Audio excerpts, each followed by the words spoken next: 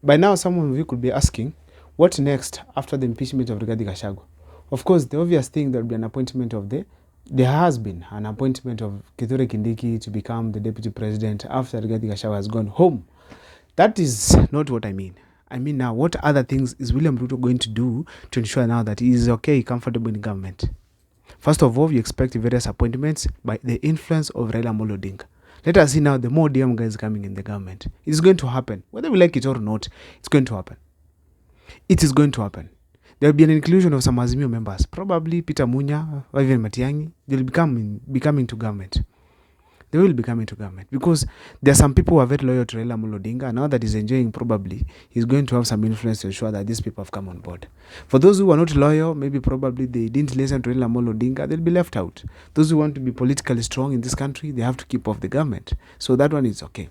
But now, one thing I'm looking at here is now the actions of William Ruto. When William Ruto dissolved the cabinet, he dissolved the cabinet and he brought on some new faces, and of course he repeated some faces. He actually recycled some faces. Some of the faces that were recycled include J.B. Muturi, the former Speaker of the National Assembly, and actually was also the former Attorney General. He will be the person now to face it here. Why am I saying so? Anyone who was close to Rigathi Gachagua cannot be in cabinet. We all know that very well. J.B. Muturi will be reshuffled or even be taken to be an ambassador, but probably is not going to sit in cabinet. Why am I saying so? Rigathi Gachagua will be present there because this is his man. And this is a guy who was given a job by Rigathi Gachagua himself. So probably Moses Kulu will be returned, most likely, or there will be something different that's going to happen. But J.B. Muturi also represents a community. Now, this being a communal staff, probably might be left, but I'm doubting because he's a very close associate of Rigathi Gachagua. Probably we are going to have other people coming on board to do that work. Rigathi Gachagua, right now, supply of information is it's what he has to be limited with. And then to ensure that he does not have access to any information from government. And the only way to do that is to ensure that they are out of government. These people are out of government completely. That is what is going to happen in this country. Because William Ruto is the most ruthless leader you'll ever deal with. He knows you don't give a damn when it comes to ensuring that you have protected yourself. Recently, you had some changes in the government, in State House. Some of the State House employees getting out of there. Some rules now being put. You have to be cleared by the control of State House. I think it was Ole Metito. That means very well that William Ruto is afraid. He's very afraid of what is happening, who is around him. Accessing will be very difficult. And also, getting to State House alone will not be easy. And therefore, William Ruto behaving that way, that means very well that there could be some fear that he has, some people might even kill him. So therefore, these protocols that are being changed and being improved, it's basically to ensure that he has maintained himself secure or safe. Such kind of fear, those shows that there are so many people around him that should be removed. And as we speak today, anybody who was close to Rigathi Gachagua, he has to leave. Gachagua once said, in State House zimeka mitego. Raila akionekana mahali popote apigiwa simu. Sasa wakati wa kutoa mitego ni sahi. Those people were there strategically to follow up whether Raila has come, what is happening. It is the time they're being removed. Watenda wote nyumbani. And then eventually you're going to have now Rigathi Gachagua resting with these people at home as William Ruto takes his new faces up front. That is the plan. Let's expect also some few things to happen. New changes. Kithure Kindiki trying to correct some of the things that Rigathi Gachagua did. Avoiding the rhetorics like shares, 1 man, 1 vote, 1 shilling.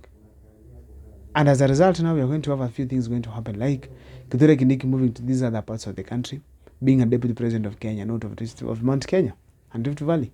So we are going to see him, but however, you will not sustain it. You will always be reminded, hey, excuse me, you have to maintain Mount Kenya East if you cannot manage the whole of Mount Kenya. That's going to happen. That is what is going to happen. Despite that you will try so hard to be in the mountain, to be on this other side, you'll also be so many times be seen going to the mountain region.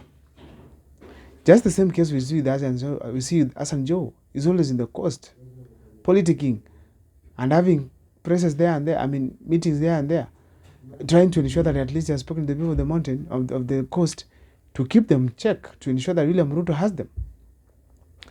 You have not seen Oparanya yet in Western. He's not fully felt right now in the government. We can't feel him as we expect because he has not done as much in that docket. Probably they're studying and observing, try to see here and there where they should adjust.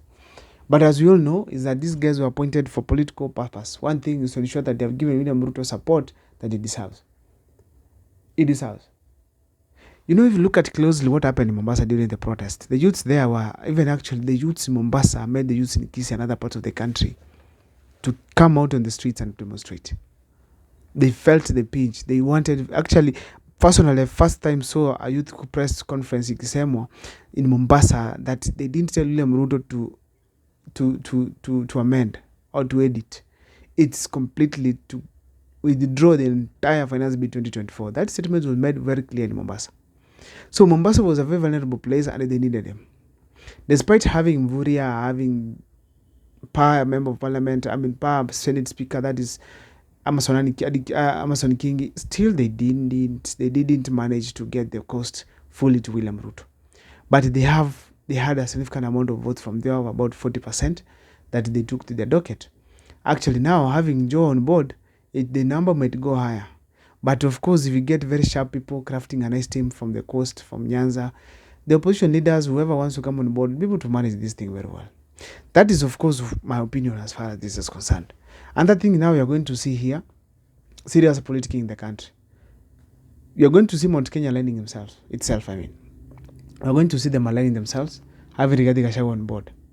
And I think that will be able to maybe try and maintain the scenario of that Gachagua is still in control of that region, particularly the Mount Kenya West. That is the Kikuyu part of it. So in general, there are going to be serious movements that are going to happen, alignments here and there. But the fact remains is that the mountain will be the epicenter of the politics of this country.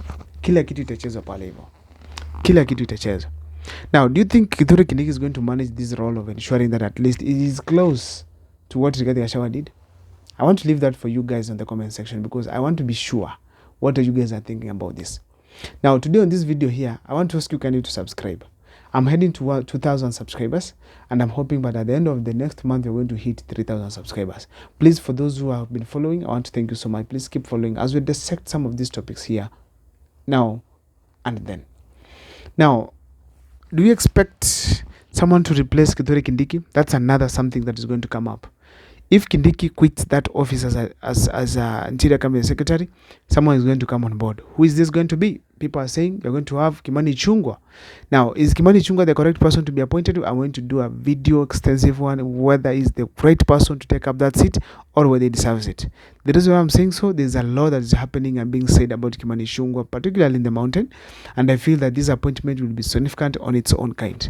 So therefore, I'm going to be very keen on how I'm going to make this analysis to ensure that at least I have done a very superb analysis on every video I give you. That's my video there and there. If this is the first time you're watching our videos, please make sure to subscribe, like, and comment because that is the best support you can always give this channel.